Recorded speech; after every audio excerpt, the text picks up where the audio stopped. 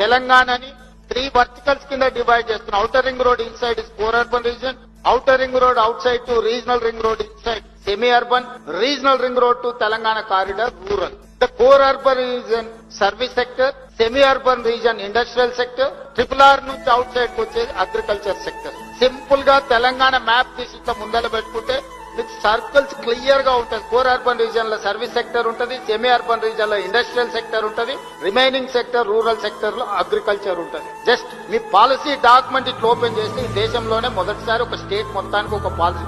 మీరు master plan చూస్తే greater Hyderabad కు HMDA కు మాస్టర్ ప్లాన్ ఉంటుంది. తెలంగాణ కోసమే మెగా మాస్టర్ ప్లాన్ డిజైన్ చేసుకుంటున్నాం. ఎక్కడ ఏ సెక్టర్ రావాలి, ఎక్కడ ఏం డెవలప్మెంట్ ఉండాలి, ట్రంక్ ఇన్ఫ్రాస్ట్రక్చర్ గవర్నమెంట్ ఎట్లా డెవలప్ చేయాలనుకుంటుంది, ఆ ట్రంక్ ఇన్ఫ్రాస్ట్రక్చర్ బేసిస్ మీద మీరు మీ ప్రణాళికలు సిద్ధం చేసుకోవచ్చు అనేది మా ఆలోచన.